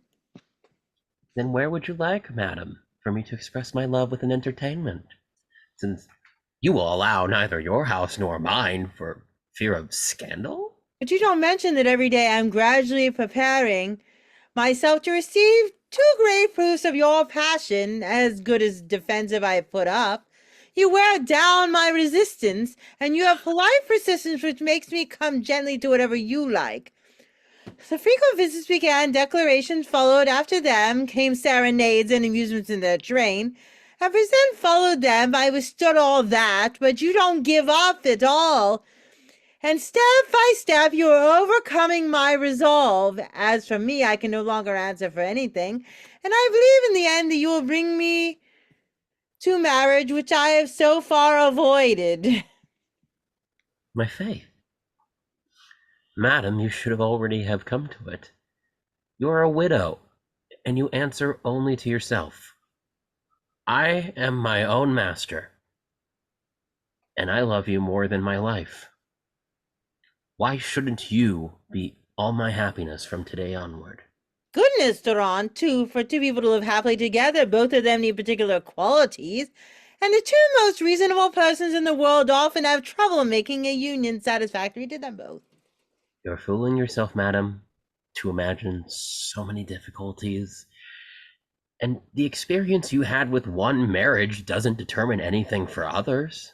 Finally, I always come back to this. The excesses that I see you go to me disturb me for two reasons. One is that they get more involved than I would like, and the other is that I am sure, meaning no offense, that you cannot do without financially inconveniencing yourself, and I certainly don't want that. Ah, madam, they are trifles, and it isn't by that. I know what I'm talking about, and among other gifts, the diamond you forced me to take is worth... Oh, madam, mercy, don't put any value on a thing that my love finds unworthy of you. And allow... Here's the master of the house. A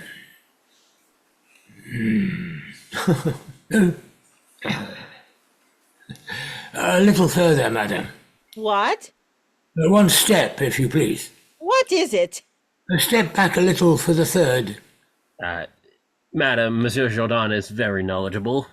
Madam, it is a very great honor to me to be fortunate enough to be so happy as to have the joy that you should have had the goodness to accord me the graciousness of doing me the honor of honoring me with the favor of your presence, and if I also had the merit to merit a merit such as yours, and if heaven, envious of my luck, should have accorded me the advantage of seeing me worthy of the... Okay, Monsieur Jourdain, that is enough. Madam doesn't like grand compliments, and she knows that you are a man of wit. Dorymène, as you can see, this good bourgeois is ridiculous enough in all his manners. It isn't difficult to see it. Madam, he is the best of my friends. Oh, you do me too much honor. A completely gallant man. I have great esteem for him. I have done nothing yet, madame, to merit this favor. Take care nonetheless. To say absolutely nothing to her about the diamond that you gave her. Can't I even ask her how she likes it? What? Take care that you don't. That would be loutish of you. And to act as a gallant man, you must act as though it were not you who made her this present. Monsieur Jourdain, Madam says he is delighted to see you in his home. He honors me greatly. How obliged I am to you, sir, for speaking thus to her for me. I have had frightful trouble getting her to come here. Well, I don't know how to thank you enough. He says, madam, that he finds you the most beautiful woman in the world. He does me a great favor. Madame, it is you who does the favors. And... Let's consider eating. Everything is ready, sir. Come then, let us sit at the table, and bring out the musicians. Why, Durant, that it really is a magnificent repast. You jest, madame. I wish it were worthy of being offered to you. Monsieur Jourdain is right, madam, to speak so, and he obliges me by making you so welcome. I agree with him that the repast is not worthy of you. Since it was I who ordered it, and since I do not have the accomplishments of our friends in this matter, you do not have here a very sophisticated meal, and you will find some incongruities in the combinations, and some barbarities of taste. If Dami, our friend, had been involved, everything would have been according to the rules. Everything would have been elegant and appropriate. And he would not have failed to impress upon you the significance of all the dishes of the repast. And to make you see his expertise when it comes to good food, he would have told you about hearth-baked bread with its golden brown crust, crunching tenderly between the teeth of a smooth, full-bodied wine, fortified with a piquancy not too strong, of a loin of mutton, improved with parsley, of a cut of specially raised veal, long as this, white and delicate, and which is like an almond paste beneath the teeth. Of partridges complemented by a surprisingly flavorful sauce, and for his masterpiece, a soup accompanied by a fat young turkey surrounded by pigeons and crowned with white onions mixed with chicory. But as for me, I declare my ignorance, and as Monsieur Jourdain has said so well, I only wish that the repast were more worthy of being offered to you. I replied to his compliment only by eating. Ah, what beautiful hands. The hands are mediocre, Monsieur Duran, but you wish to speak of the diamond, which is very beautiful. Me, madam? Oh, God forbid that I should wish to speak of it. That would not be acting gallantly, and the diamond is a very small thing. You are very particular. You are too kind. Let's have some wine for Monsieur Jourdain and for these gentlemen and ladies who are going to favor us with a drinking song. It is marvelous to season good food by mixing it with music, and I see I am being admirably entertained. Madame, it isn't. Monsieur Jourdain, let us remain silent for these gentlemen and ladies. What they have for us to hear is of more value than anything we could say. Drink a little, Phyllis, to start the glass around. Ah, a glass is in your hands, and charmingly agreeable. And the wine, arm in arm each other, and I redouble my love for you both. Let us three, wine, you and me, swear my beauty to an eternal passion. Your lips are made and yet more attractive by wetting with the wine. Wine! The one and the others inspire me with desire, and both you and it intoxicate me. Let us three, wine, you and me, swear my beauty to an eternal passion.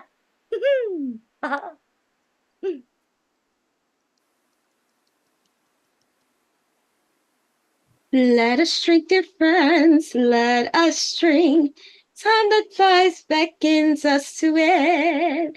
Let us profit from life as much as we can. Once we pass under the black shadow, goodbye to wine, our loves. Let us drink while we can. One cannot drink forever. Let fools speculate on the true happiness of life. Our philosophy puts it among the wine pots. Possessions, knowledge, and glory hardly make us forget troubling cares.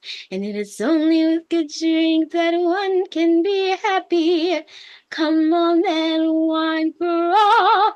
Pour, boys, pour. Pour, keep on pouring until they say enough.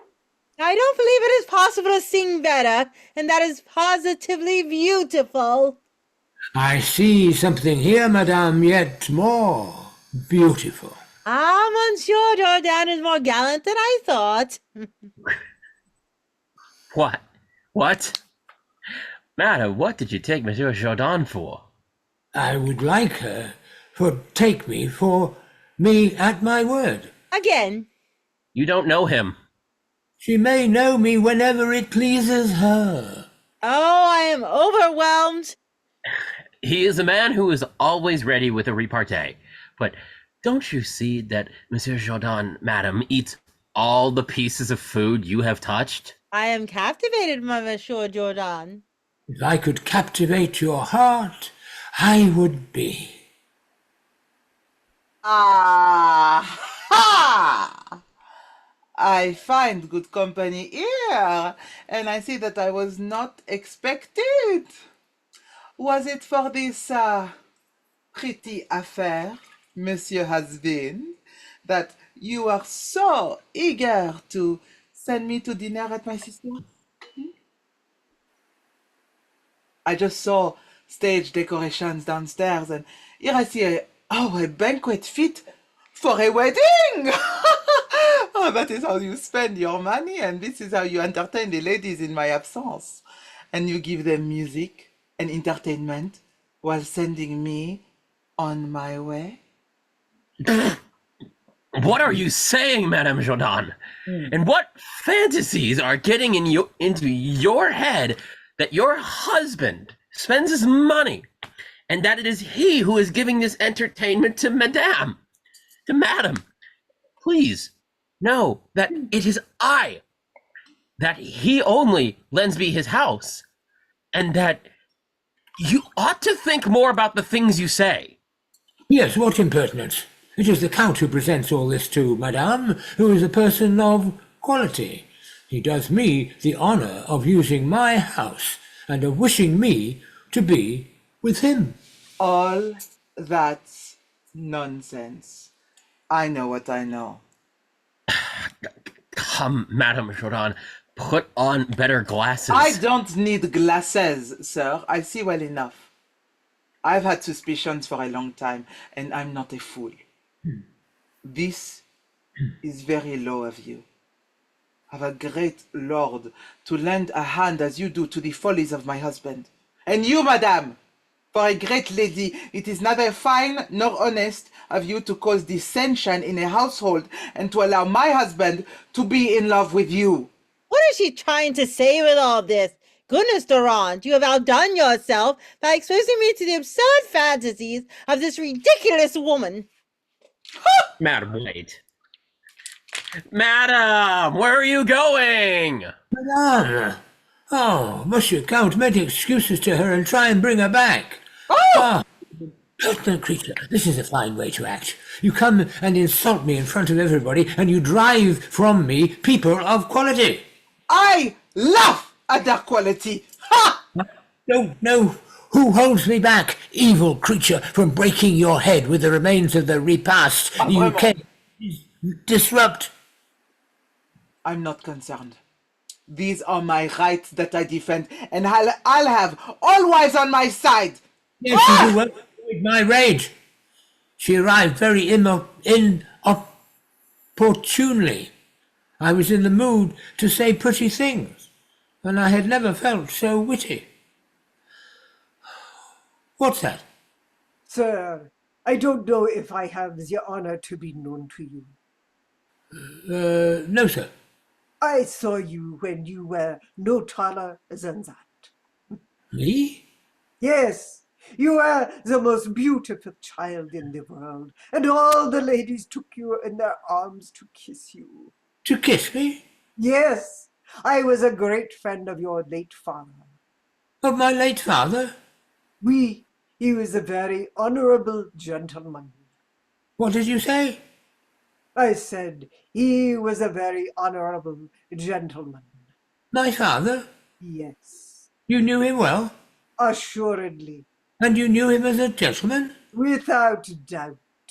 Well, then I don't know what's going on. What? There are some fools who want to tell me that he was a tradesman. Oh, him? A tradesman? Oh, it's pure slander. He never was one.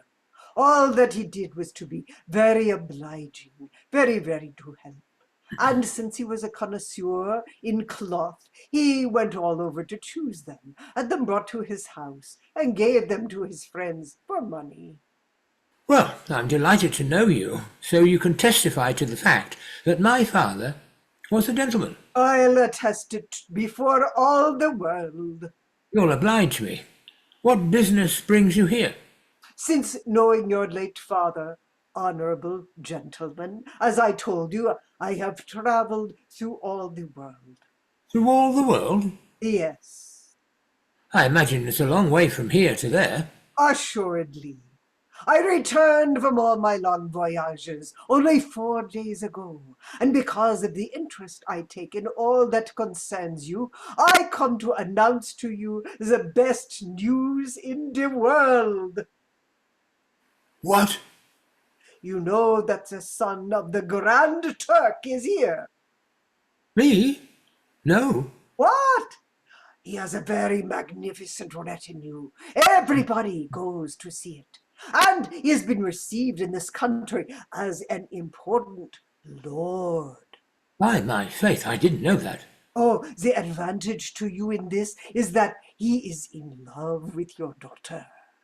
The son of the Grand Turk? Yes, and he wants to be your son-in-law.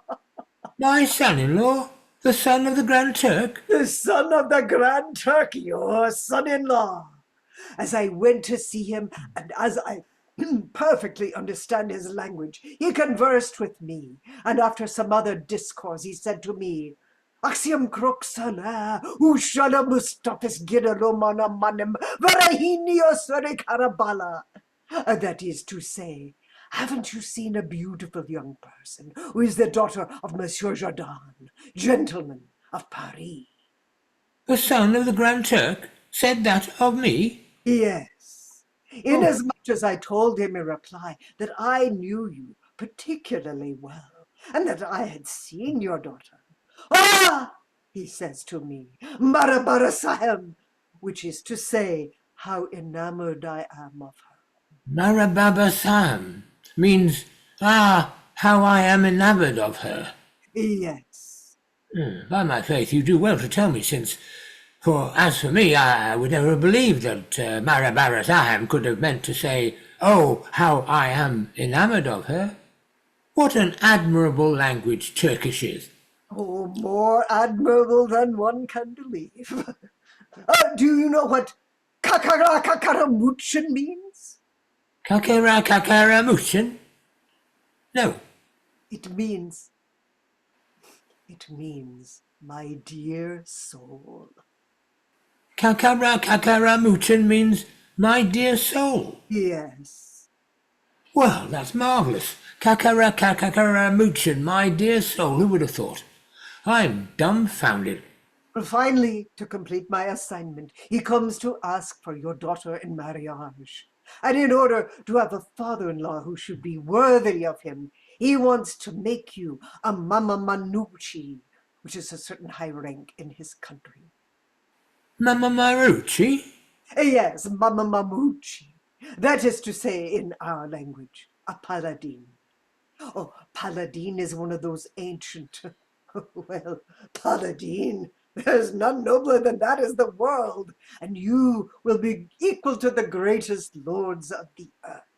The son of the Grand Turk honours me greatly. Please take me to him in order to express my thanks. What? He's going to come here. He's coming here? Yes, and he is bringing everything for the ceremony of destroying your rank. Well, that seems very quick. Well, his love can suffer no delay. All that embarrasses me here is that my daughter is a stubborn one who has gotten into her head a certain CLÉONTE, and she swears she'll marry no one but him. Well, she'll change her mind when she sees the son of the Grand Turk. And then there is a remarkable coincidence here. It is that the son of the Grand Turk resembles this CLÉONTE very closely. I just saw him. Someone showed him to me. And the love she has for the one can easily pass to the other. And I hear him coming. There he is. Oh.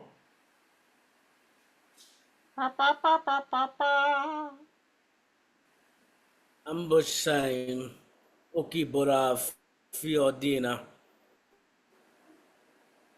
Salam alaikum. That is to say, Monsieur Jourdain, may your heart be all the year like a flowering rose bush. This is the way of speaking in those countries. I am the most humble servant of His Turkish Highness. Kariga kambutu astin moraraf. Austin yok karala maleki. Basum baseaya moyon. He says, heaven gives you the strength of lions and the wisdom of serpents. His Turkish Highness honours me too much, and I wish him all sorts of good fortune. Also binaminam sadak papalali or a kaf or ramam. Belmen. He says that you should go with him quickly to prepare yourself for the ceremony, and then you can see your daughter and conclude the marriage. So many things in 2 words? Yes, the Turkish language is like that. It says much in a few words. Go quickly where he wants. Oh, okay. My faith, that was hilarious. What a dupe. If he'd learned his role by heart, he could not have played it better. Excuse me, sir. Would you like to help us here in an affair that's taking place?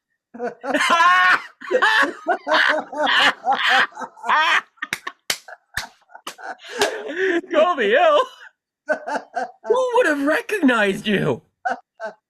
How you are made up! You see? What are you laughing at? At a thing, sir, that well deserves it. What? I'll give you many chances, sir, to guess the stratagem we are using on Monsieur Jourdain to get him to give his daughter to my master. I can't begin to guess the stratagem, but I guess it will not fail in its effect, since you are undertaking it. I see, sir, that you know me too well. Tell me what it is. Come over here a little to make room for what I see coming. You can see part of the story where I tell you the rest. Hmm?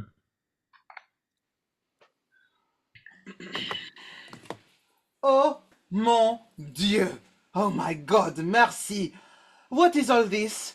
What a spectacle! Are you dressed for a masquerade? And is this a time to go masked? Speak then! What is this? Who has bundled you up like that? Well, see the impertinent woman to speak in this way to a Mamamuchi. How's that? Huh? Well, yes, you must show me respect now, as I've just made a Mamamuchi. What are you trying to say with your Mamamuchi? Mamamuchi, I tell you, I'm a Mamamuchi. What animal is that?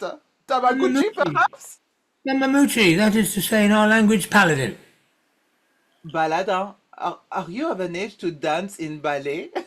Oh, what an ignorant woman. I said paladin. It's a dignity which has just been bestowed upon me in a ceremony. What ceremony then?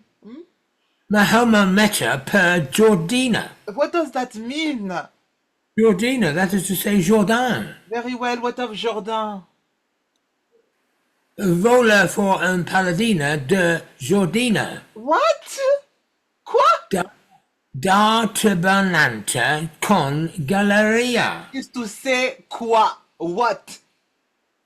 Per defender Palestina. What are you trying to say? Dara bastonara. What jargon is this? Non tenor honta questa star lotina. What in the world is all that? Hula ba, bala chu, bala baba talala. Oh Lord, mon mari est fou. My husband has gone mad.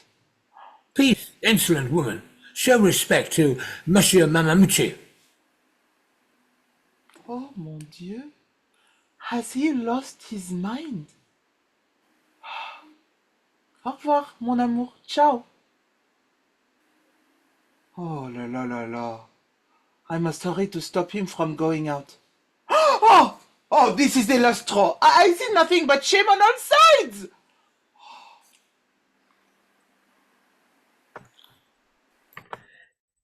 Yes, madam. You are going to see the most amusing thing imaginable.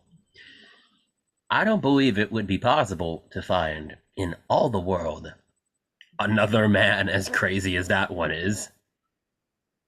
And then too, madam, we must try to help Cléonte's plan by supporting his masquerade. He's a very gallant man and deserves our help. I think highly of him and he deserves happiness. Besides that, we have here, madam, another ballet performance that we shouldn't miss. And I want to see if my idea will succeed. I saw magnificent preparations and I can no longer permit this. Dorant, yes, I finally want to end your extravagances and to stop all these expenses that I see you go to for me. I've decided to marry you right away. This is the truth of it, and all these sorts of things end with marriage, as you know. Ah, madam, is it possible that you should have taken such a sweet decision in my favor? It is only to impede you from running yourself without that. I see very well that before long you would not have a penny. How obliged I am to you, madam, for the care you have to conserve my money. It is entirely yours as well as my heart, and you may use them in whatever fashion you please. I'll make use of them both. But here is your man. His costume is wonderful.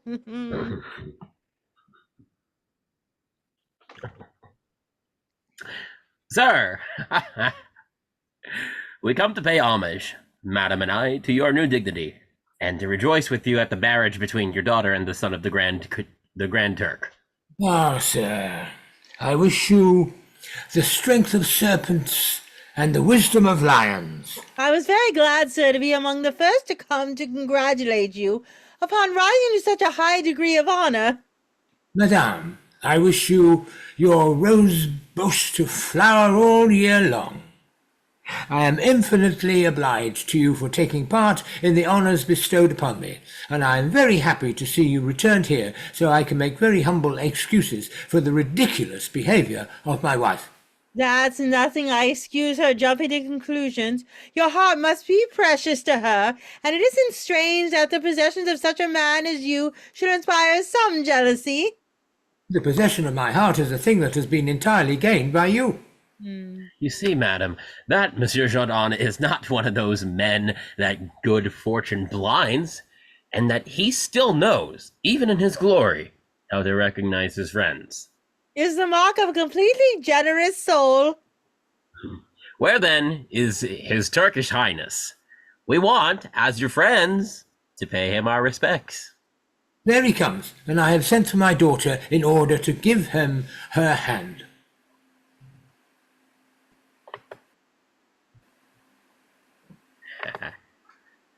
Sir, we come to bow to your highness as friends of the gentleman who is your father-in-law, and to assure you, with respect, of our very humble services. Well, where's the interpreter to tell him you are who you are and to make him understand what you say? You will see that he will reply, and that he speaks Turkish marvellously. Hey there. Where the devil has he gone? Struf. The gentleman is the Grand Signore. And Madam is a Dama Granda. Aha. And he, Monsieur, a French Mamamucci, and Madame also a French Mamamucci. I can't say it more clearly. Good. Oh, good. Here's the interpreter. Where are you going? We won't know how to say anything without you. Tell him that Monsieur and Madame are persons of high rank who have come to pay their respects to him as my friends and to assure him of their services. You'll see how he will reply. Alabala crosim bakibora malabam. Karaleki tuba aurin sote amalaukan. See? He says that the rain of prosperity should water the garden of your family in all seasons. I told you that he speaks Turkish. That's wonderful. Well, come, my daughter, come here and give your hand to the gentleman who does you the honour of asking for you in marriage. What? Father, look at you. Are you playing in a comedy? No, this is not a comedy. This is a very serious matter, and as full of honour for you as possible. There is the husband I give you. To me, father? Yes, to you. Come, put your hand in his and give thanks to the heaven for your happiness. I have absolutely no wish to marry. Well, I wish it, who am your father. No, I'll do nothing of the sort. What a nuisance. Come, I tell you, give your hand. No, my father, I told you, there's no power on earth that can make me take any husband other than Cléonte, and I will go to the extreme measures rather than... It is true that you are my father. I owe you complete obedience, and it is for you to dispose of me according to your wishes. Ah, I'm delighted to see you return so promptly to your duty, and it pleases me to have an obedient daughter. Alors? What now? What's this? They say that you want to give my daughter in marriage to someone in a carnival suit, costume? Will you be quiet, impertinent woman? You always throw your absurdities into everything, and there's no teaching you to be reasonable. It is you that there is no way of making wise. And you go from folly to folly. What is your plan? And what do you want to do with this assemblage of people? I want to marry our daughter to the son of a Grand Turk. To the son of a Grand Turk? Yes, greet him through the interpreter here. I don't need an interpreter, and I'll tell him straight out myself to his face, son visage, that there is no way he will have my daughter. I'll ask again. Will you be quiet? Oh! What? Madame Jourdain, do you oppose such good fortune as that? You refuse his Turkish Highness as your son-in-law? Tais-toi! My goodness, sir, mind your own business. It is a great glory which is not to be rejected. Madame, I beg you also not to concern yourself which does not affect you. It's the friendship we have for you that makes us involve ourselves in your interests. I can get along quite well without your friendship. Your daughter here agrees to the wishes of her father. Attendez. Ma fille, my daughter, consents to marry a Turk? Without doubt. She can forget Cléonte? What wouldn't one do to be a great lady? Oh, I would strangle her with my own hands if she did something like that. Oh mon Dieu. Est-ce vrai? Well, Let's say my husband. this is just so much talk, I tell you. This marriage shall take place. And I say there is no way that it will happen. Oh, what a row. Sir? Go away. You are a hussy. What? You quarrel with her for obeying me? Mais oui? Yes, she is mine as much as yours. Madame, What do you want to tell me? a word. I want nothing to do with your word. Sir, if she will hear a word in private, I promise you to make her consent to what you want. I will never consent to it. Only listen to me. No! Listen to him. No! I do not want to listen to him. He is going to tell you. I do not want him to... I do not want him to tell me anything whatsoever. There is the great stubbornness of a woman. How can it hurt you to listen to him? Just listen to me and you can do as you please. All right. All right. What? For an hour, madame, we've been signaling to you. Don't you see that all this is done only to accommodate ourselves to the fantasies of your husband? That we're fooling him under this disguise, and that is Cléonte himself who is the son of the Grand Turk. Quoi? Ah. And I, Corvée, am the interpreter. Oh mon Dieu. Oh. If this is the case, then I surrender. Don't let on. Yes. Oui. It's done. I agree to the marriage. Yes, I agree to the marriage. Ah, now everyone's reasonable. You didn't want to hear it. I knew he would explain to you what it means to be the son of a Grand Turk. Yes, of course. Of course. He explained it to me very, very well, and I am satisfied. Let us send for a notary! This is very well said. And finally, Madame Jourdain, Oui. in order to relieve your mind completely, Mm. that you may lose today all the jealousy that you may have conceived of your husband, Voilà. we shall have the same notary marry us, Madam and me. Oh! I agree to that too. Just to make her believe our story? It is necessary to amuse her with this pretense. Oh, good. Good. Someone go for the notary. Oui, oui, oui, oui. While we wait for him to come and while he draws up the contracts, let us see our ballet and divert his Turkish Highness with it. Oh, that is very well advised. Come, let's take our places. Oh, et Nicole? How about Nicole? Monsieur, mon amour, mon mari, my husband. Well, quoi? What happened to Nicole? Oh, I gave her to the interpreter, and my wife to whoever wants her. Oh! I thank you. If anyone can find a greater fool, I'll go to Rome to tell it. Oh là là là là là là là là.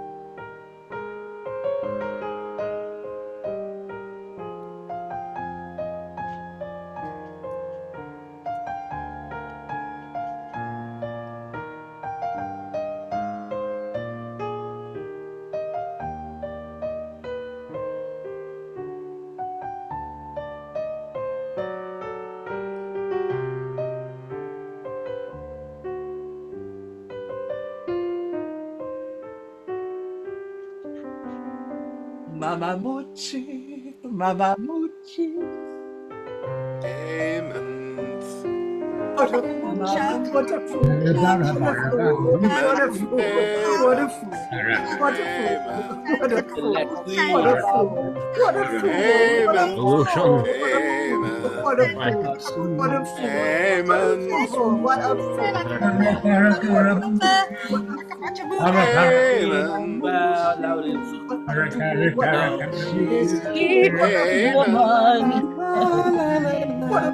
Amen. Amen. Only the deceitful woman. Atelekwi. Atelekwi.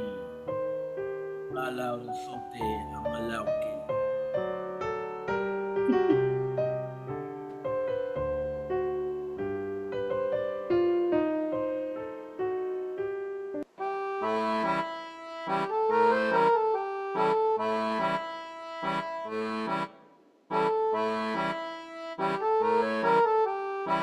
Le bourgeois gentilhomme de Molière. The middle class gentleman.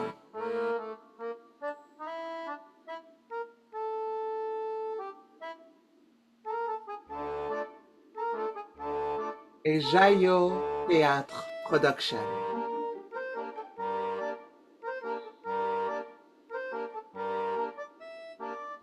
The cast included Henry Graham Murray as Monsieur Jourdain, Jacqueline Elisabeth as Madame Jourdain and the Philosophy Master, Destiny Whitaker as Lucille, the pupil and a musician.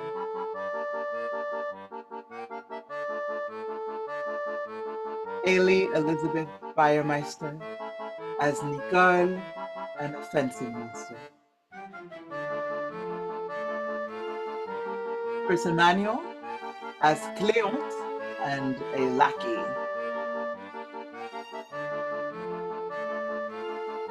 Alice Rhoades as COVIELLE and the master tailor.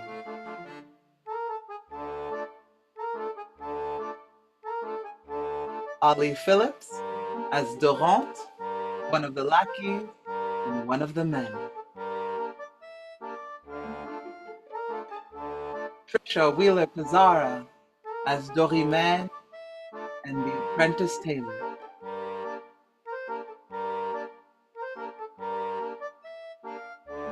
Kealoha Petersen as the music master and one of the men. And Jennifer Arcana as a dancing master and a woman.